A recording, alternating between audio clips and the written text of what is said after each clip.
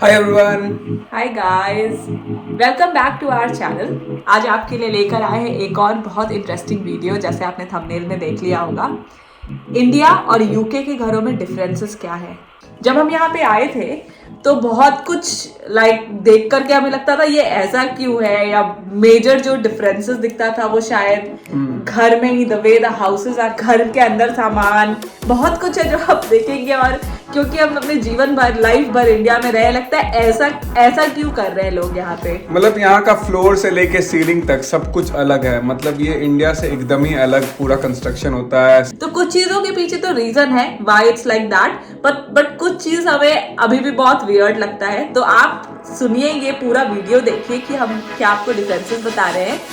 आप बताइए कि आपको क्या लगता है about this difference between a house in the UK and house in India.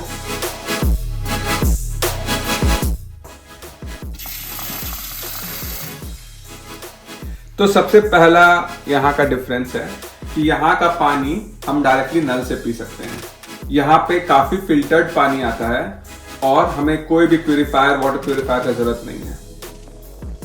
जब मैं यूके आई थी, शशांक 1 साल पहले आ गया था, तब उसने मुझे बोला था नल से पानी P low. So I was like I can't do it. बहुत सारे लोग अभी भी ब्रीटा करके एक फिल्टर होता है जो यूज करते हैं, मे बी बिकॉज लोगों को हैबिट है फिल्टर करने का, वो मन को सेटिस्फैक्शन नहीं मिल पाता डायरेक्टली टैप से पीने में। बट टैप का वाटर पीना यहाँ बहुत कॉमन है। इंडिया में जनरली हर घर में आरओ या फिल्टर लगा रहता है। यहाँ के घरों में आपको नहीं दिखेगा किसी तरह का आरओ और filter. Fan 1, fan 2, fan 3, fan 4, fan 5, fan 6। India में पूरे लाइफ एसी और सीलिंग फैन की हवा खाने के बाद यहाँ पे हमें खरीदना पड़ा इतना सारा पेडेस्टल फैंस। क्यों? क्योंकि यहाँ फैन और एसी नहीं होता है। अनफॉर्चुनेटली यूके में सीलिंग फैंस नहीं होते।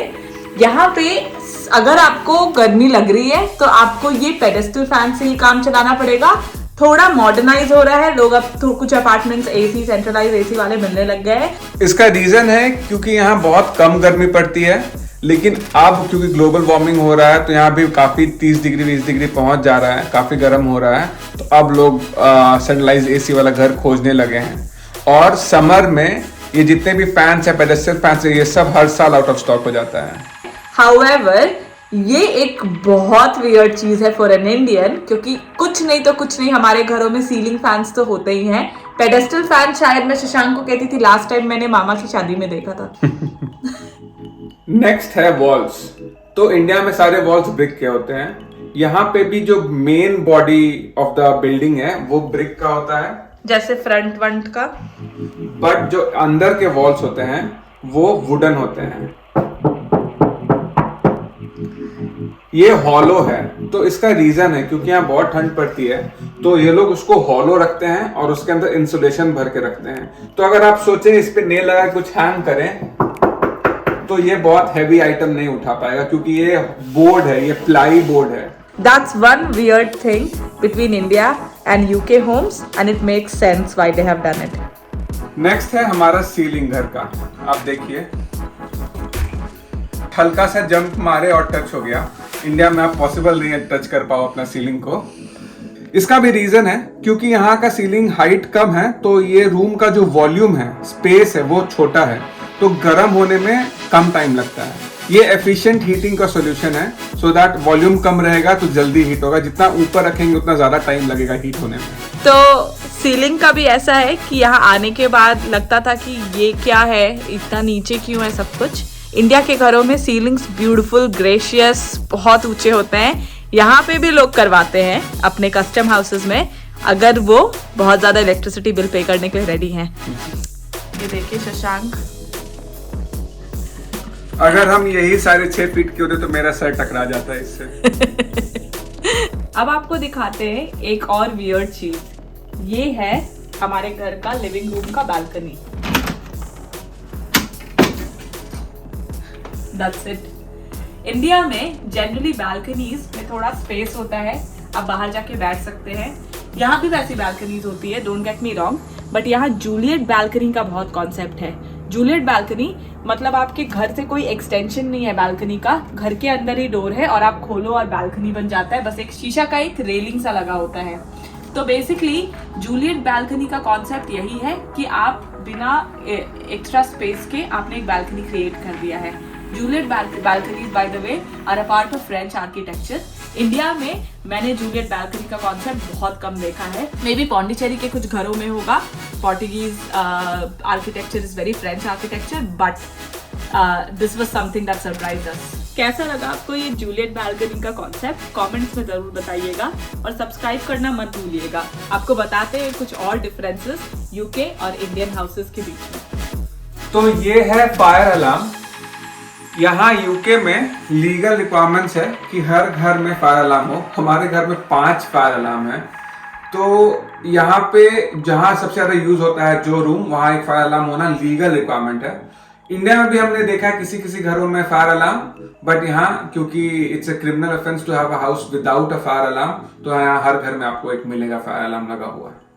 Interesting story. शशांक ने एक बार एक रात को हम दोनों मूवी देख रहे थे और शशांक लेट नहाकर उसने धूप अगरबत्ती जला दिया। जलाते ही पूरे घर का अलार्म बजने लग गया and it became panic thing, क्योंकि आपके नेबर्स भी सुन सकते हैं। बहुत लाउड होता है, बहुत लाउड। सॉरी, मुझे हंसी इसलिए आ रही क्योंकि हम इसके पहले हमेशा अपार्टमेंट में रहे, 1 या 2 रूम के। अभी हम 3 फ्लोर्स पे ऊपर नीचे दौड़ रहे थे और एक अगर अलार्म बजेगा तो 5 फायर अलार्म बजेगा। तो घर का 5 फायर अलार्म बज रहा था। हम ऊपर नीचे भाग रहे थे, सारा विंडोज खोल रहे थे। तो हमें लगा इंडियंस के बस का नहीं है, बट टू बी ऑनेस्ट आप सीख जाते हैं। तो नेक्स्ट यूके में कॉमनली आप देखेंगे कितना भी पुराना घर हो, यहाँ पे ओवन, फ्रिज, डिशवॉशर ये सब इंटीग्रेटेड होता है। तो ये हमारा ओवन है, ये दोनों, ये हमारा फ्रिज है, ये फ्रीजर है। और फ्रीजर बड़े होते हैं। तो हमारे घर का जो फ्रिज फ्रीजर है वो 50-50 स्प्लिट पे है। 50% ऊपर वाला है नॉर्मल फ्रिज और 50% है फ्रीजर। और इसका भी रीजन है क्योंकि यहाँ पे बहुत कुछ लोग फ्रोजन खाते हैं और यहाँ का ट्रेंड है फ्रोजन खाने का, इसलिए इनको काफी बड़ा फ्रीजर चाहिए। और इंडिया में जो भी हम देखे हैं नॉर्मली फ्रिज का फ्रीजर छोटा ही होता है। हमारे बचपन में तो इतना छोटा सा ऊपर में होता था फ्रीजर, अब तो काफी बड़ा आने लगा है, लेकिन फिर भी इतना बड़ा तो नहीं होता इंडिया में फ्रीजर, क्योंकि इंडिया में हम लोग काफी फ्रेश खाते हैं, हमेशा फ्रेश खाते हैं, ज्यादा फ्रोजन फूड का वहाँ ट्रेंड नहीं है। और ये भी आप यहाँ पे बहुत कॉमन देखोगे कि यहाँ पे हर घर में एक डिश वॉशर होता है। डिश वॉशर अगेन यहाँ पे नेसेसिटी है, क्योंकि यहाँ मेड्स नहीं मिलते हैं, हेल्प नहीं मिलते हैं, तो हमें खुद से बर्तन साफ करना पड़ता है। इसीलिए हम लोग को ये मशीन यूज करना पड़ता ही है, डेली एक बार ही चलता है। दो इंडिया में भी काफी लोग अब डिश वॉशर इंटीग्रेट करवाने लगे हैं, अपने किचन में लगवाने लगे हैं, लेकिन अभी भी काफी रेयर ही है।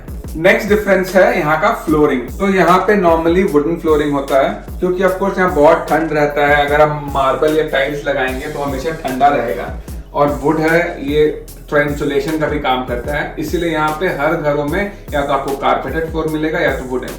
तो ये है वुडन फ्लोर और बाकी के घर में है कारपेट। और आप देखेंगे कि सीढ़ी, लैंडिंग और हर रूम में हर जगह कारपेट है।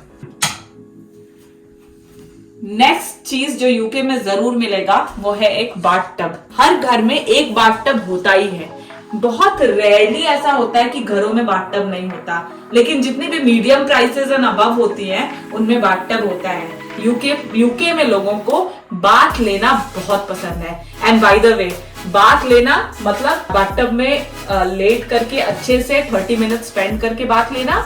शावर लेना मतलब वो इक्विपमेंट यूज करना। तो यहाँ पे टर्मिनोलॉजीज भी डिफरेंट है। और इसमें अगर आपको शावर भी लेना है तो you have to go inside the bathtub, you have to step inside and then take a shower, इस तरह से। तो सब यहाँ पे जनरली लोग ऐसे ही ना आते बाथटब में। ये जो है एक डिफरेंट चीज है। इंडिया में भी शायद ये होता है बहुत सारे घरों में। जो मल्टीपल फ्लोर्स के घर होते हैं वहां WC यानी वाटर क्लोजेट हमेशा होता है, which is basically a bathroom with only and only a basin and a commode। तो बेसिकली आपके घर में जो गेस्ट आए उनके पास ये फैसिलिटी होनी चाहिए कि वो टॉयलेट यूज कर सके और जो भी हाथ वाथ साफ करना है they can do that. I think India में भी लोग अपने घरों में अब बनवाते हैं, इसको WC बोलते हैं, और मोस्टली यूके के सारे घरों में होता है।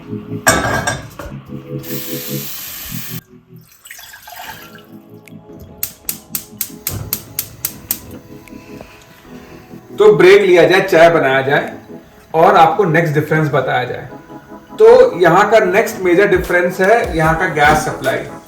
5 साल में आज तक हमने कभी भी किसी भी घर में एक सिलेंडर नहीं देखा है। तो यहाँ गैस सिलेंडर नहीं होता है, यहाँ तो इधर गैस सप्लाई होता है, डायरेक्ट सप्लाई। बचपन से हम लोगों ने देखा है कि एक सिलेंडर वाला आता है, खाली सिलेंडर ले जाता है, बड़ा सिलेंडर डाल के जाता है। तो वो ट्रेंड तो है इंडिया में, लेकिन अब नए नए अपार्टमेंट्स में, मॉडर्न अपार्टमेंट्स में, वहां पे इंडिया में भी अब डायरेक्ट गैस सप्लाई आने लगा है। इनफैक्ट हम एक अपार्टमेंट में रह रहे थे जहां डायरेक्ट गैस सप्लाई था। तो ये अब इंडिया में भी हर जगह फैलने लगा है, बट अभी भी छोटे सिटीज में सिलेंडर का ही यूज होता है। बट यूके में ये by default direct gas supply है, सिलेंडर सिस्टम नहीं होता है। तो गैस की तरह वाटर, सीवेज, इलेक्ट्रिसिटी सबका एक पोस्टपेड बिल हमें आता है। जितना हमने कंजम्पशन किया उतना का बिल आ जाता है हर महीने। सीवेज की बात करें तो जितना हम पानी का इंटेक लेते हैं और पानी का बिल आता है, उससे इन लोग सीवेज कैलकुलेट करते हैं और उसका हमें बिल भेजते हैं। जब हम अपार्टमेंट में थे तो ये बिल नहीं होता था, बट क्योंकि ये हमारा घर है तो हर बिल का हम लोग को अपना अलग अलग पेमेंट करना पड़ता है। तो sewage is an added cost which I never thought I will be paying.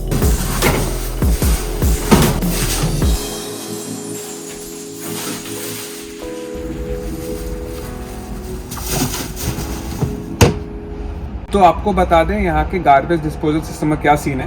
तो ये 3 हमें गार्बेज बिन्स मिले हुए हैं। गार्बेज हम सेग्रीगेट करते हैं बिन के कलर के हिसाब से। तो ब्लू हो गया आपका जो रिसाइकिल हो सकता है, ब्लैक हुआ जो नॉन रिसाइक्लेबल है, और ब्राउन है आपका गार्डन वेस्ट।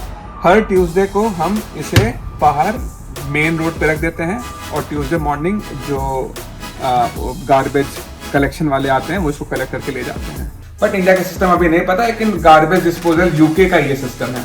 हमारे एरिया में एटलीस्ट हर ट्यूसडे को आपको हर घर के बाहर या हर घर के पीछे आपको ये 3 बिन्स दिखेंगे। नेक्स्ट डिफरेंस है यहाँ के घरों का शेप। हर घर का जो ऊपर है वो स्लोप है, वी शेप के जो हाउसेस हैं, इसलिए क्योंकि यहाँ पे स्नो होता है, रेन होता है, ये ड्रेनेज में हेल्प करता है। आप देख सकते हैं कि ऊपर पाइप्स कनेक्टेड हैं, वहाँ पे पानी जमा होता है और ये पाइप से निकल जाता है सारा पानी। यहाँ पे घरों के डिज़ाइंस भी आप देखेंगे बहुत सिमिलर होते हैं। बेसिकली इंडिया में हम अपने घरों को बहुत कस्टम कर सकते हैं, कलरफुल कर सकते हैं वगैरह वगैरह। यहाँ पे आपको काउंसिल का स्ट्रिक्ट प्लानिंग परमिशन लेना होता है अगर आप घर के एक्सटीरियर को चेंज करेंगे। मोस्ट लोग नहीं कर सकते क्योंकि यूके में पूरा सिटी, इसलिए यहाँ के विक्टोरियन हाउसेस एक जैसे सुंदर एक तरह के दिखते हैं क्योंकि that's not allowed.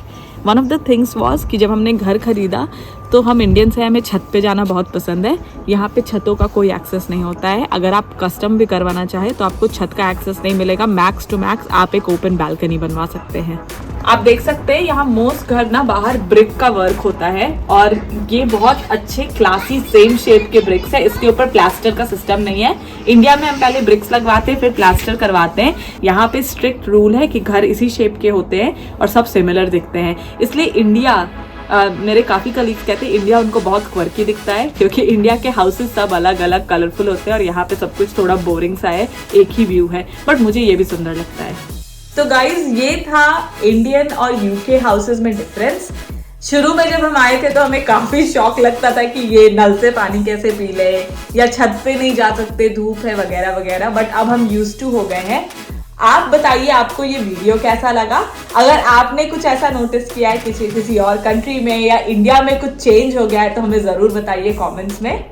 The good thing is कि ये वीडियो बनाते बनाते हम थोड़ा घर का काम भी कर लिए, चाय भी बना लिए, कचरा भी फेंक दिए। ये था हमारा वीडियो।